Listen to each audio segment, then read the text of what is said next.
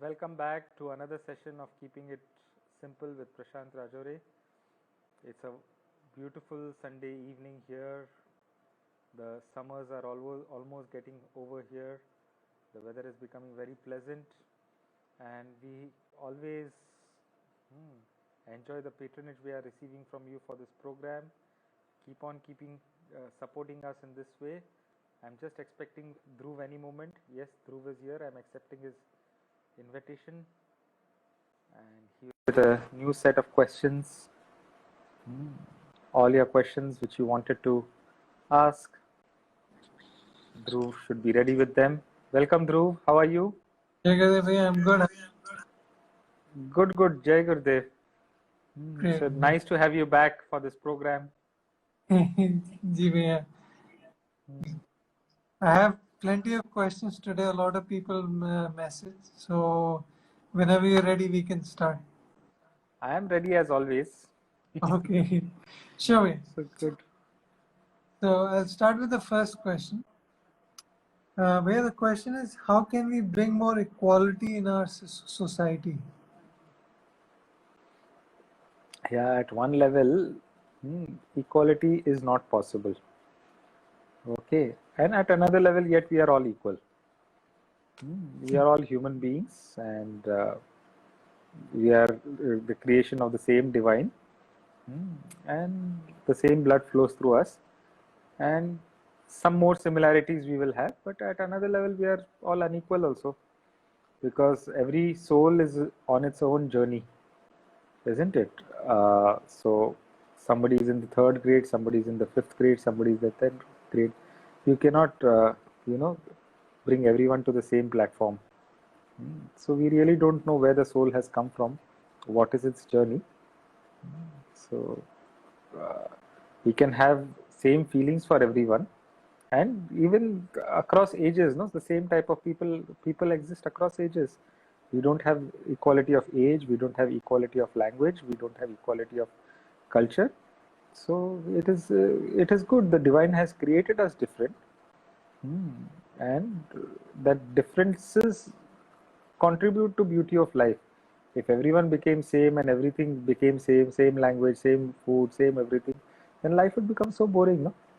So the beauty of life is in variety also. Okay. So yeah, we are all creation of the same divine, and in that sense we are all equal. But beyond that, if everyone has the same money and same things, it's not going to happen. It's not possible.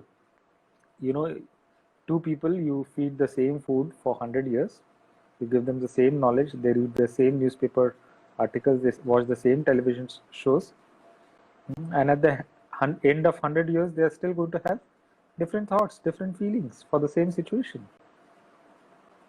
So the variety is there because we as human beings are different, our perceptions are different, our observations are different, our expressions are different, and that is what makes us unique.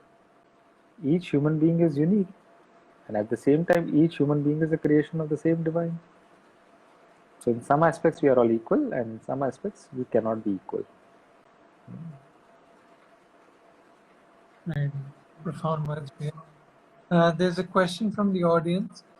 It says, you had said in earlier session that we cannot be in full throttle, but the outside world, the corporate world demands full throttle.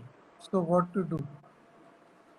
No, I never said, I don't remember saying this, and there has to be some reference to that. So you cannot put 2 plus 2 equal to 4. Every knowledge has a reference. So if I have said something like that, it has to have a reference. You cannot take that reference and put it here. I would always say life is competitive, life is hard, life is beautiful, life is soft, and this all the opposite mixtures of life come together, and you have to enjoy all aspects. You can't just say don't be full throttle and don't do things. One of the main points of the Art of Living program which we all teach is give you 100%. Giving you 100% is going full throttle, no? So give your best, do whatever is possible, and yet in the mental state be very relaxed. The combination is inner peace and outer dynamism. So not going full throttle is maybe mentally, not working yourself up and just relax. But in the body level, you have to give your 100%, give your best, and come out trumps with every situation. So whether it is competitive world or social world or wherever, you have to work hard. You have to give 100%, and in that giving 100%, make life a celebration on this planet. Celebrate, enjoy, be relaxed. It's not the end of the world if you don't achieve certain things. Okay. Okay, Bhaiya. The next question is how to mend a broken heart. Simple, no? Come for meditation program. If you have not done an advanced meditation program for some time, come do that. Then we have a new program which Gurudev has introduced, a workshop to reduce anxiety and sleep disorders. Sometimes the breakup is so harsh that we are feeling very anxious about whatever is happening in our life. We are not able to sleep. So that program might help you. There are various ways, but you have to choose and start moving towards that. Do an advanced meditation program, do regular sadhana, Sudarshan Kriya if you don't have to do advanced meditation program. You don't want to do this new program also, that's fine. But do something. There are various ways, and if nothing, please contact me. We can discuss and find out the best possible way for you. Great, Bhaiya. The next question is how to get out of web of Maya.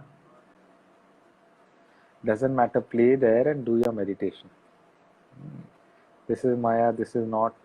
When it is clear, you will automatically come out of it. When you recognize it as a dream, then you are not stuck to your dream, no? We go through so many feelings, so many thoughts, so many images, so many situations in our dreams. They scare us, they, threaten us. They create love also, happiness also, sadness also.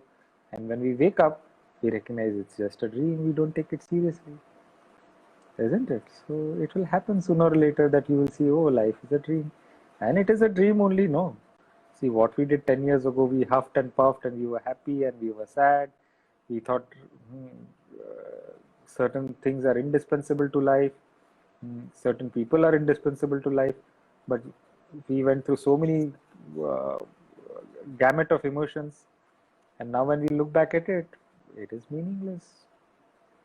Isn't it? All that crying and that happiness also. What we did yesterday is also like a dream now. What we are doing right now, which appears to be so real, in a few moments, this is also going to become like a dream. Life is a dream only. There is not much, don't take it too seriously. Do your 100%, enjoy, but yet at the same time, don't take it too seriously. When we take it too seriously, then our mind gets affected. When we take it light, then the mind is light, and with that lightness, do whatever you feel you want to do in life. So both, combination of both. Opposite values are complementary. Serious with our action, but very light in our mind. It's usually the opposite, We take it very seriously in the mind, and our actions are very weak and meek. Okay, so lightness in the mind and solidity in action.